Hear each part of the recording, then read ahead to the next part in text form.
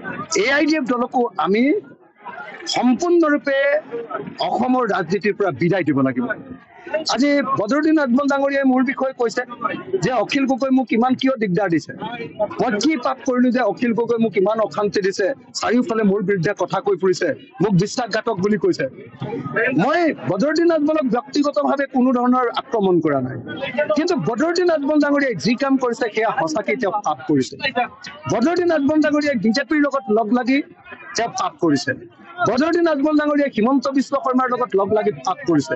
অত্যাচাৰী শাসক, অত্যাচাৰী মুখ্যমন্ত্ৰী হিমন্ত বিশ্ব শৰ্মাৰ লগত লগ লাগি ধৰ্মীয় ৰাজনীতি কৰি, ধৰ্মীয় পোলাৰাইজেশ্যন কৰি বদৰুদ্দিন আজমলে পাপ কৰিছে। আৰু সেই পাপৰ কাৰণে এইবাৰ অসমৰ মানুহে AIDFক অসমৰ ৰাজনীতিৰ পৰা বিদায় দিব।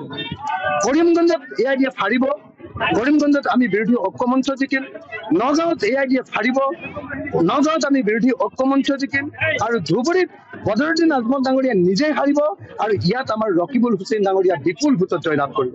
AIDFৰ এজনো সাংসদ এইবাৰৰ পৰা নাথাকিব। আৰু 2026 চনত অসমৰ কোনো বিধানসভা সমষ্টিতে যাতে AIDF জিকিব নোৱাৰে তাৰ ব্যৱস্থা কৰিম। আৰু একেলগতে হিমন্ত বিশ্ব শৰ্মাৰ বিজেপি পাৰ্টি আৰু বদৰুদ্দিন আজমলৰ AIDF পাৰ্টিক 2026 চনত আমি ব্ৰহ্মপুত্ৰত উটুৱাই দিম, ব্ৰহ্মপুত্ৰত দলিয়াই দিম। আৰু ব্ৰহ্মপুত্ৰত গৈ বদৰুদ্দিন আজমল আৰু হিমন্ত বিশ্ব শৰ্মাই গৈ বাংলাদেশত পৰিবগে।